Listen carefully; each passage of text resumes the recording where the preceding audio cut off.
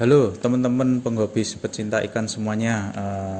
Selamat datang di channel ini bersama saya Dani. Jadi di video ini saya akan sharing berbagi pengalaman tentang tank saya yang baru saja selesai saya rakit dengan sistem pemipaan menggunakan bottom drain. Jadi ada bottom drain, ada surface skimmer, ada overflow box. Jadi saya sedikit cerita dulu. Awalnya saya main ikan ini baru 2 tahun teman-teman. Jadi saya masih belajar terus. Awalnya saya pengen pelihara arwana, kemudian saya beli tank, bikin tank ukuran 120 50 menggunakan top filter. Sudah running selama setahun, saya upgrade, saya pengen ganti filtrasi dengan sound filter. Terus saya bikin tank baru ukuran 120 60 50 dengan sound filter. Model pemipanya itu saya pakai sekat di ujung tank, terus ada pipa drainase dari tank ke SAM untuk ngalirin air dari tank ke SAM itu, jadi ada pipanya. Nanti saya kasih fotonya teman-teman. Nah, dari sistem ini sudah berjalan kurang lebih selama 1 tahun. 1 tahun saya lihat, saya amatin.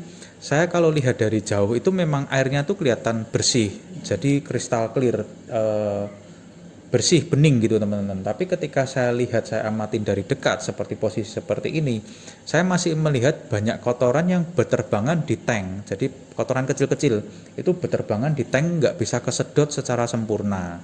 Nah, yang lebih parah itu di sekat-sekat yang drainase itu, di sekat kaca itu, di belakangnya itu ternyata banyak kotoran yang mengendap di situ. Jadi kotoran ini seperti susah kesedot masuk ke pipa drainase. Nah, saya coba utak-atik waktu itu gimana ya biar sedotannya kenceng. Saya gedein pompanya. Pompanya dulu saya pakai yang 2500 LPH, saya ganti ke 3000. Saya sudah ganti, ternyata masih sama aja teman-teman. Jadi kotoran itu nggak bisa kesedot secara sempurna. Akhirnya saya mulai berpikiran untuk merubah sistem pemipaan di tank saya. Nah, di situ saya sering lihat konten-konten dari para penghobi senior-senior sebelumnya. Saya lihat di konten Bang Gio, terus kemudian dengan Ko Antoni Saputra di Jamvlog ya. Jadi di episodenya Ko Antoni Jamvlog itu saya lihat konten tentang galeri Mayin. Jadi lagi datang tank-tank baru dengan pemipaan menggunakan TY. Ya saya baru tahu ada pipa TY dari konten itu. Terus saya lihat di Instagramnya Galeri Mayin. Jadi di post tank-tank baru itu yang sekarang jadi tank untuk biotop Sumatera dan Kalimantan. Nah, saya lihat tank itu, saya tertarik teman-teman. Pertama ya karena warna pipanya itu ngejreng, kan ada warna orange, ada warna merah. Nah, yang saya bikin sangat-sangat tertarik dengan sistem tank itu adalah pemipaannya. Jadi menggunakan bottom drain, terus ada overflow box di samping tank. Nah, itu yang membuat saya tuh penasaran. Akhirnya saya mulai pelajari, saya mulai lihat terus video itu, saya putar-putar ulang, saya pause, saya sampai lihat gimana sih pemipaannya. Terus juga saya tanya, komen ke Instagramnya, saya tanya ukuran tanknya itu berapa, terus bottom drainnya itu ukurannya berapa, jumlahnya berapa, bulkheadnya itu yang dari overflow box ke sump filter ukurannya berapa. Termasuk saya juga DM juga, tanya-tanya, dan mendapatkan jawaban yang responsif, cepat sekali teman-teman. Jadi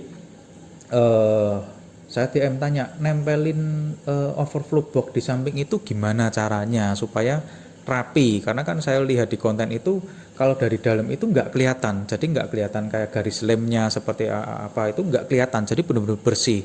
Jadi saya penasaran gitu teman-teman. Jadi akhirnya ya dari konten itu saya memutuskan saya pengen merubah merubah sistem piping saya seperti itu menggunakan bottom drain. Nah, dari situ saya mulai kumpulin bahan-bahannya. Saya mulai beli pipa-pipanya, saya mulai beli bulkhead, mulai beli bottom drain, itu saya mulai kumpulin. Waktu itu saya belum punya gambar pastinya seperti apa, saya cuma punya bayang-bayang aja kan. Jadi saya beli terus, waktu itu beli bottom drain dari ukuran yang 25, 32, 40, saya kumpulin semua waktu itu. Yang penting beli dulu lah, daripada nanti saya kehabisan stok, nanti susah waktu mau merakit. Nah, udah saya mulai kumpulin, saya mulai menggambar. Nah, saya mulai gambar, mulai mau desain tank ini pemipanya seperti apa. Nah, saya sharing ini pipa yang sudah Jadi yang sudah normal, pemipaan yang sudah normal, sudah running secara normal, nggak ada tekor-tekor, nggak ada luber-luber, sudah aman. Nah, sebelum ini saya punya, ini proses ini 4 minggu teman-teman, saya ngerakit tank ini. Saya selama merakit ini ada mengalami 2 masalah, nanti saya share semua teman-teman. Nah, jadi ketika saya sudah mulai punya niat, punya waktu, punya punya informasi yang cukup, saya mulai gambar, saya mulai harus punya patokan, punya poin-poin yang harus saya tentuin dulu, tank ini gimana. Nah, saya share ya untuk pengalaman saya bikin tank ini. Yang pertama, poin pertama itu saya harus tahu volume airnya. Volume air di sistem tank saya ini, baik volume air yang ada di tank maupun di sump filter. Nah, pertama volume air yang di tank. Tank ini saya ukuran 120, lebar 60, tinggi 50, tinggi airnya 40. Berarti volume airnya itu 120 kali 60 kali 40. Itu ketemu angka di 288 liter. Kalau sump filter saya pakai ukuran 95 panjang, lebar 40, tinggi 40. Untuk ketinggian air ya saya anggap rata-rata di sump filter itu 30, karena kan tiap chamber tingginya berbeda-beda ya teman-teman. Nah, jadi saya hitung volume air di sump itu 95 kali 40 kali 30 ketemu angka 114 liter. Kalau dijumlah totalnya itu 402 liter, anggap aja 400 liter gitu teman-teman ya. Nah, itu poin 1 saya sudah ketemu. Volume air yang ada di sistem tank saya itu 400 liter. Setelah itu saya nentuin berapa flow yang mau saya capai. Jadi cyclingnya itu, flow rate-nya itu berapa di air ini, sirkulasinya itu berapa liter per jamnya. Nah, kalau dari senior penghobi ikan, saya lihat konten-konten beliau, kalau untuk tank itu rata-rata pakainya 8 cycling sampai 10. Jadi kalau volume air saya 400, kalau 8 ya berarti 3200 lph, kalau 10 kali cycling ya berarti 4000 lph. Nah, ketemu poin kedua, saya mau target 4000 lph. Terus saya beli pompanya, saya mulai menentukan pompa yang mau saya pakai. Pompa yang saya pakai ini saya pakai merek Aquadream yang 6000 lph. Kenapa kok saya pakai 6000 lph? Tujuan pertama, saya kan pakainya di 4000, tapi saya beli pompanya yang 6000. Gambaran saya kalau pompa itu 6000 tapi saya pakainya hanya di 4000 lph, berarti kan pompa ini tidak bekerja secara maksimal terus menerus. Jadi dia kerjanya paling cuma 70% dari kekuatannya ya. Bayangan saya ya, harapan saya lifetime-nya juga akan menjadi lebih panjang karena kan pompanya nggak kerja maksimal terus. Nah, kemudian juga kan variable speed, jadi saya bisa atur speed 1 sampai 20, itu saya mau di speed berapa. Cuman menurut saya kekurangannya itu saya nggak dapat informasi data yang lengkap di pompa tersebut. Jadi untuk speed 1 itu berapa lph, 2 berapa, 3 berapa, 4 berapa ya. Saya cuman bisa dapatnya ya kira-kira gimana ya, saya bandingin aja dengan pompa saya yang lama yang 3000 lph, saya hidupkan, saya nyalakan, kalau speed 1 ya itu nanti kira-kira kencengan mana, speed 2 kencengan mana. Ternyata walaupun speed 1 dengan 3000 lph, speed satunya itu sudah lebih kencang daripada yang 3000 lph. Waduh, ya udah. Berarti nanti saya pakainya juga paling speed 1, 2, 3 aja. Gambaran saya seperti itu. Nah, saya sudah ketemu berapa lph-nya, flow-nya. Kemudian yang paling penting poin nomor 3 itu ukuran dimensi pipa yang akan saya pakai. Nah, tiap dimensi pipa ini kan punya flow rate sendiri-sendiri. Jadi ukuran setengah berapa, 3/4 berapa, 1 berapa, seterusnya. Jadi ada ukurannya semua kan teman-teman. Nah, saya ketemu tabel seperti ini. Ketemu tabel flow rate air berapa tiap dimensinya. Jadi waktu itu kan saya tanya di galeri main, tank yang Sumatera dan Kalimantan itu dimensi tanknya kan 2 meter panjangnya. Nah, dia pakai 2 bottom drain dengan ukuran 32 mili. Nah, saya coba hitung kalau 32 mili ini berapa flow-nya. Kalau 32 mili ini kan hampir mirip dengan 1 inch. Hampir mirip ya teman-teman, jadi berbeda. Inch dengan mili itu tetap berbeda teman-teman, walaupun selisih sedikit ya. Jadi Kalau saya pakai tabel ini, ukuran 1 inch itu secara gravitasi flow-nya yang gambar yang berwarna hijau itu dapat mampu dilewati air 960 GPH, gallon per hour. Jadi kita harus konversikan dulu ke LPH, liter per hour. 1 GPH sama dengan 3,785 sekian LPH. Saya kalikan 960, saya kali 3,785, ketemu angka 3600-an LPH. Nah, menurut saya waktu itu kalau saya pakai 3600 ada 2 berarti 7200. Gambaran saya kan seperti itu. Wah, kok terlalu besar. Kalau terlalu besar takutnya nanti daya sedotnya kurang, kan saya maksimal di 4000 LPH saja. Itu kan hampir 2 kali lipat. Waktu itu ya saya rubah ke 25 mili. 25 mili ini kan mirip dengan 3/4 inch. Kalau 3/4 inch dari tabel ini kalau berwarna hijau itu flow rate-nya secara gravitasi sekitar 660 GPH. 660 GPH kalau diganti ke LPH kurang lebih 2498 atau 2500 LPH. Kalau ada 2 berarti gambaran saya punya 5000 LPH, berarti sudah cukup menurut saya. Nah, ternyata itu yang menjadi masalah pertama, teman-teman. Apa masalahnya? Flow-nya terlambat. Jadi ketika perakitan pertama itu saya menggunakan bottom drain 25, bulkhead yang ke overflow dari bottom drain ini juga ukuran 25, yang sump filter pakai 40. Drainase sump filter dari overflow box ke sump filter itu pakai ukuran 40. Saya isi airnya dari tank, kemudian itu mengalir ke overflow box mengalir ke sump filter. Nah, ini tank sudah ketinggian sudah stabil, mulai air di sump filter itu mulai penuh, sudah penuh, saya matikan air saya hidupin pompa saya, aquadream saya. Nah, aquadream ini waktu pertama dinyalikan speednya itu 20, flow-nya itu sangat kencang sekali, deres sekali airnya. Waduh, itu langsung tekor. Jadi di chamber terakhir di sump filter tuh langsung airnya tuh tekor, habis. Saya langsung matiin pompanya. Oh enggak, saya langsung ganti speednya. Saya ganti speednya itu 1. Saya ganti speednya 1. Ternyata air ini ya enggak surut-surut terus. Itu juga masih tekor gitu loh, teman-teman. Saya matikan cabut pompanya. Oke, airnya sudah mulai stabil lagi. Di sump filter airnya sudah mulai tinggi lagi. Saya nyalakan lagi pompanya.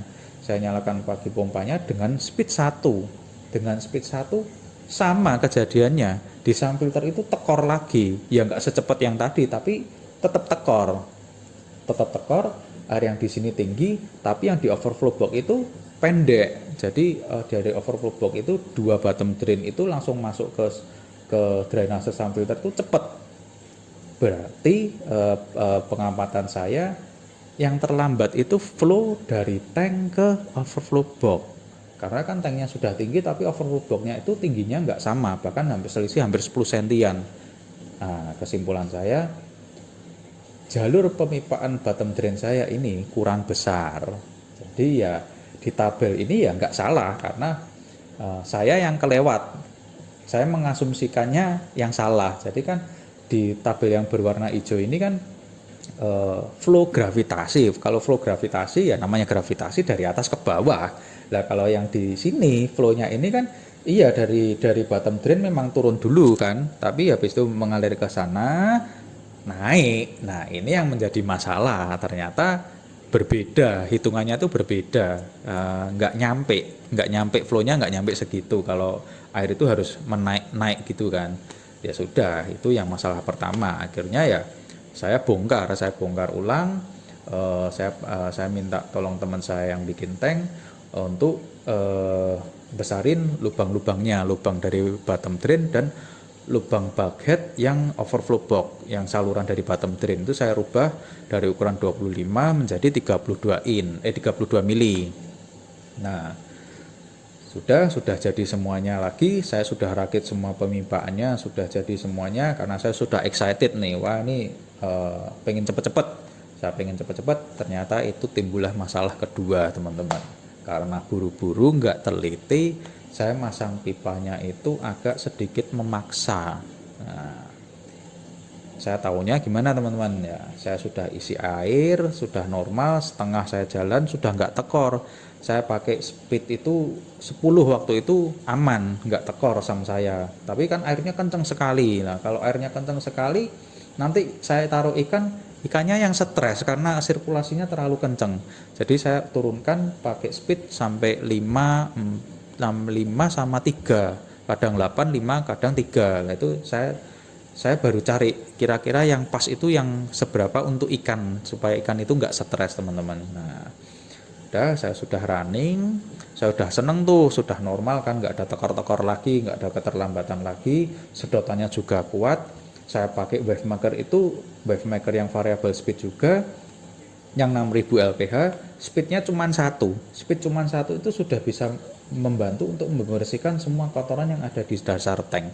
Ya saya cukup puas hasilnya waktu itu kan teman-teman. Jadi isi air penuh, saya kasih PK kan warnanya jadi ungu seperti ini teman-teman. Nah udah, waktu itu selesai perakitan tuh sekitar jam 9 jam 10 malam. Terus saya istirahat, saya tidur.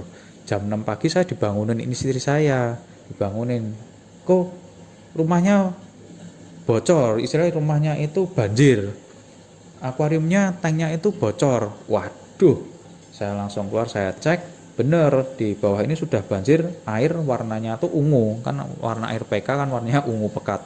Nah saya lihat, saya buka, saya cek di bottom drain 1 aman, nggak ada rembesan. Di bottom drain 2 ini yang ada rembesan air. Rembesan air, saya lihat tetesan air, ya saya mikir, oh ya udahlah, mungkin waktu saya masang bottom drain ini saya buru-buru nggak gitu kenceng, atau sealernya itu saya kurang banyak. Ya udah, nanti saya perbaiki. Air saya buang semua, mulai air surut tinggal 5 cm, kelihatan penyebab aslinya, bukan kurang kenceng, bukan sealernya kurang banyak, tapi alasnya pecah. Ya ini seperti foto ini teman-teman. Jadi kok bisa pecah? Terus saya juga langsung komunikasi ke teman saya yang bikin tank, saya diskusi dengan beliau langsung ngomong, mungkin ada salah pemasangan pipa, dia bilang gitu kan. Kamu masang pipanya itu bener enggak, ukurannya bener enggak, pas enggak, jangan-jangan kamu ada yang masang itu memaksa, panjangnya itu dipaksa gitu teman-teman, coba dicek. Terus ya udah, saya bersihin airnya, saya mulai lepasin lagi kan pipa-pipanya, karena kan tanknya mau diambil. Saya lepas union atau watermore yang di overflow box untuk bottom drain 1, saya lepas pakai tangan itu bisa keras, tapi bisa kelepas.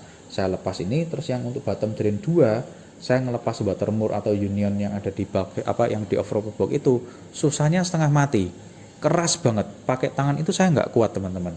Nah, terus akhirnya saya lepas dulu yang watermore yang union di bottom drain 2 yang di bawah sini, saya buka, bisa saya agak geser sedikit, kemudian baru bisa union ini baru bisa dilepas, jadi mudah.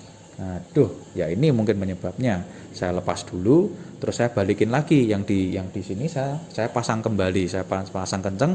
Saya lihat ternyata memang geser.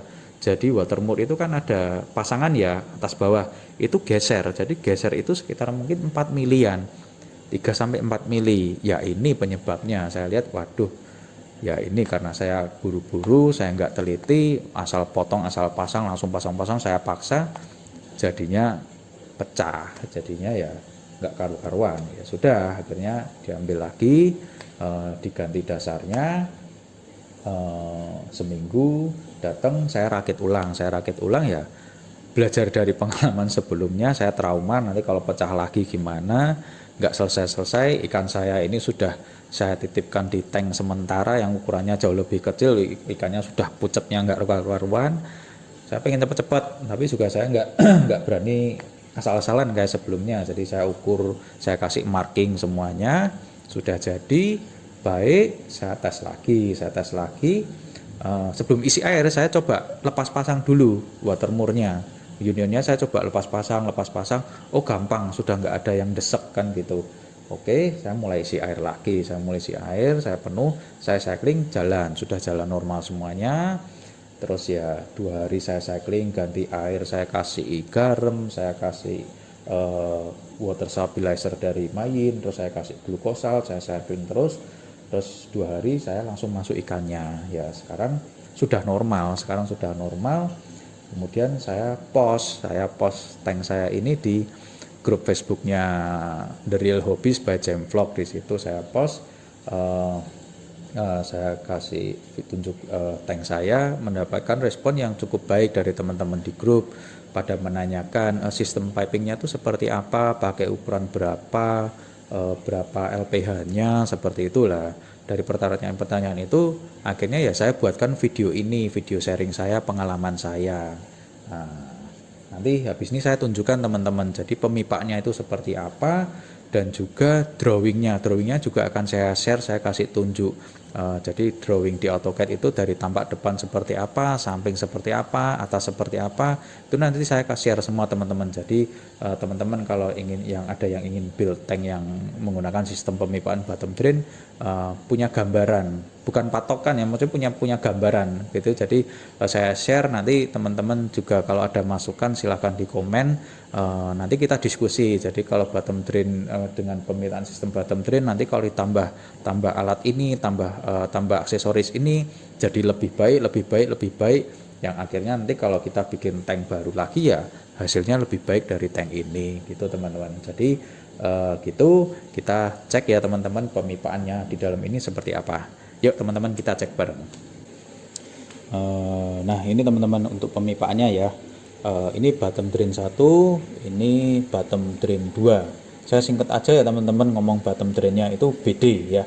BD1, BD2, kemudian ada surface skimmer, ada overflow box, terus ini ada pipa return dari sump ke tank ya.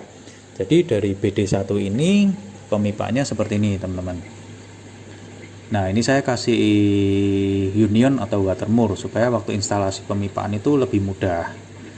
Dari BD1 masuk ke overflow box ya. Terus yang dari BD2 ini pemipaannya saya kasih watermoor atau union juga. Terus saya kasih cabang T, saya kasih valve dan nipple ini untuk kalau saya mau water change. Jadi saya tinggal colok selang ke nipple yang biru ini, saya buka valve-nya, udah saya water change dari situ aja teman-teman. Nah ini salurannya lanjut seperti yang di BD1, masuk ke overflow box. Di overflow box ini ada tiga lubang. Jadi 2 untuk bottom drain, 1 untuk drainase dari overflow box ini ke sump filter. Nah kemudian ada surface skimmer seperti itu teman-teman. Nah saluran pipanya seperti ini. Nah surface skimmer ini saya langsung direct masuk ke sump filter. Kenapa kok nggak saya masukkan ke overflow box, supaya overflow boxnya itu nggak terlalu besar. Karena kan overflow box ini saya cuma tempel pakai lem dosil seperti ini ya. Kalau saya nggak mau terlalu beban gitu teman-teman. Jadi kalau semakin besar kan bebannya semakin berat gitu teman. Nah kemudian drainase dari overflow box ini pakai ukuran 40 mili ke sump filter. Nah yang warnanya abu-abu teman-teman, ini saya kasih klem semua ya teman-teman ya. Klemnya ini saya pakai klem conduit, pipa conduit, ukurannya sama-sama 40 pakai ukuran mili teman-teman. Nah filtrasinya seperti ini ya. Filtrasi ini macam-macam ya teman-teman, punya aneka ragam patokan sendiri-sendiri mau medianya seperti apa. Kalau saya seperti ini, pakai kaos kaki, busa putih, hijau, cat matte, K1 Coldness, ada aeratornya, Mayin Rugby, ada Neomedia Soft, terus ini pompa aquatrimnya, terus itu yang pralon itu dalamnya ada UV-nya, saya jarang nyalakan. Nah ini saya kasih marking, jadi ketinggian air ini kalau saya pakai speed 5 maksimalnya sekian, max 8 ketinggiannya sekian, ini batas minimal. Jadi saya ketika ini air ada penguapan sudah sampai minimal ya saya isi airnya tuh sesuai dengan titik-titik ini, sesuai dengan speed yang saya pakai di pompa ini. Jadi pompa ini lanjut untuk balik ke return ke tank, saya kasih ini check valve supaya ketika pompanya saya matiin itu enggak ada arus balik dari tank ke sump filter. Ini saya pakai long elbow ini juga saya pakai dari conduit 25 mili, sama bisa diaplikasikan karena ukurannya milimeter, jadi sama teman-teman. Nah, saya kasih union ketika saya mau maintenance pompa, saya lepas dari sini. Kalau saya lepas dari sini, ini pengalaman saya kemarin nggak ada union, langsung saya lepas dari sini, susahnya setengah mati karena areanya itu sempit. Jadi tangan saya untuk gerak itu susah teman-teman. Jadi saya buatkan di sini saja. Nah ini return ke tank. Ini pipanya warna biru, itu saya pakai pipa conduit saya cat warna biru teman-teman. Nah ini masuknya returnnya seperti ini. Nah itu saya kasih union lagi teman-teman. Kenapa kok nggak saya langsung patenkan?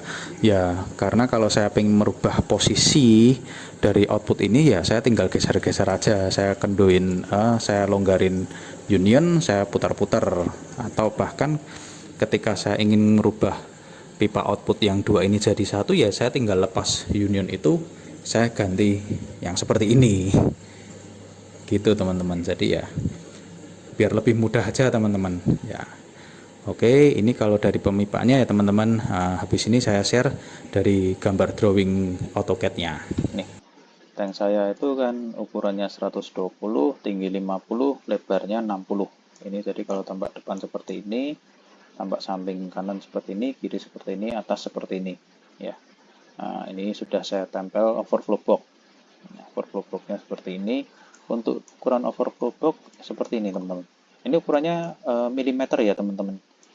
Jadi kalau 300, 240, terus tambah atasnya seperti ini, lebar total 90, jarak antar lubang seperti ini, ukuran lubangnya juga dimensinya 40. Kalau yang ini 32 ya teman-teman ya. Jarak sama tapi ukuran lubangnya berbeda. Kan saya rubah pipanya pakai ukuran 32 mili. Oke, kembali lagi ke tank tadi. Nih,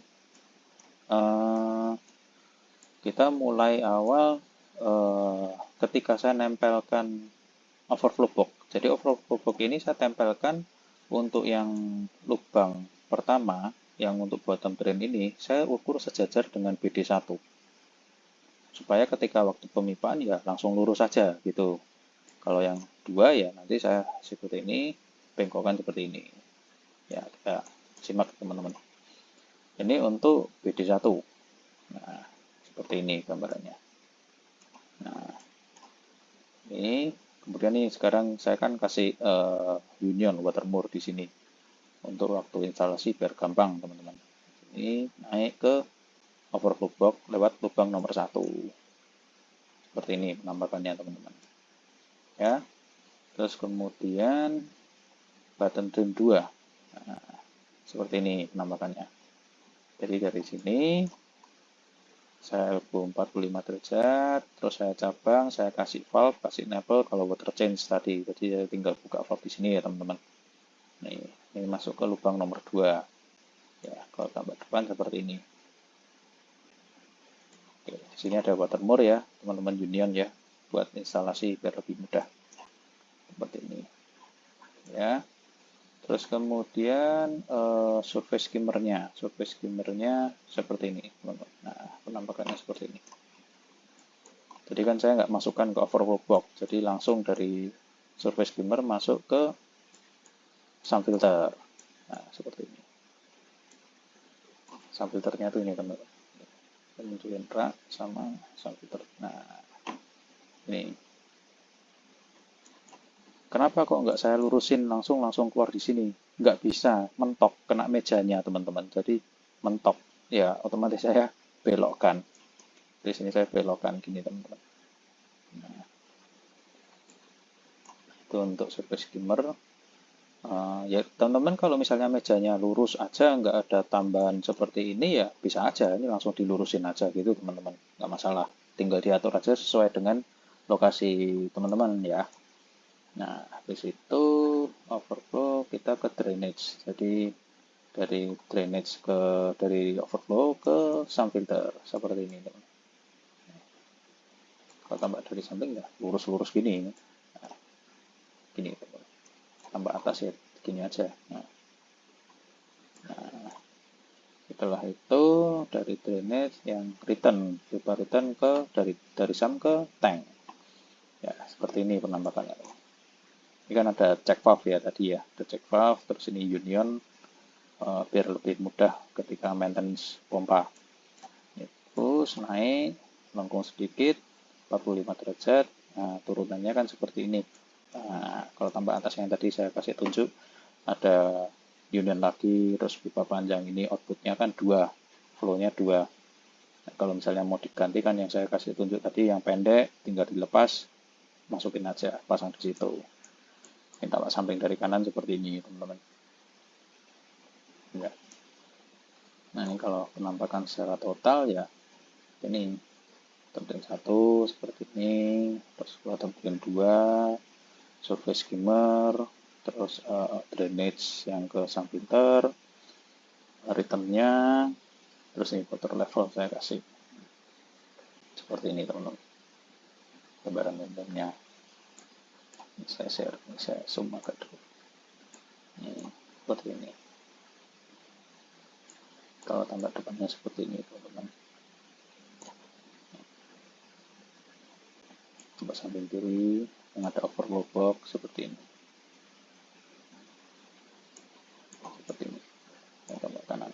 Nah, di sini saya ingin ngasih tips sedikit. Kenapa kok overflow box saya ukurannya seperti ini? Jadi arwana tuh kadang kalau sakit itu kan minta airnya pendek. Nah, saya buat itu kalau segini, asumsi saya nanti kalau saya mau pendekin air ya saya tinggal lepas pipa ini. Nah, nanti kan level air kan kurang lebih di sekitar segini, setengahnya. Itu teman-teman.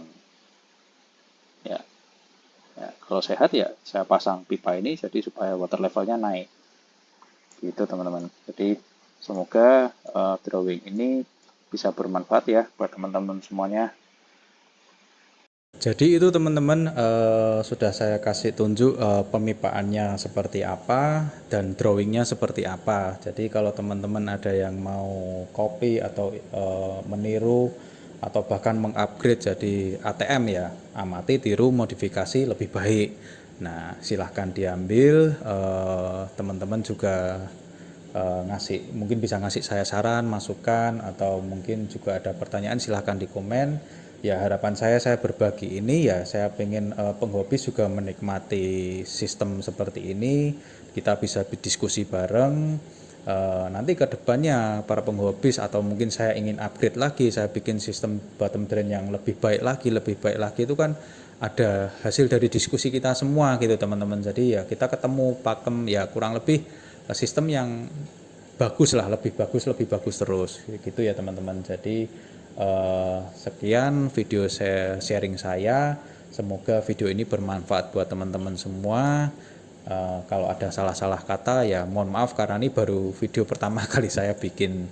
Jadi sekian teman-teman, terima kasih, salam satu hobi semuanya teman-teman.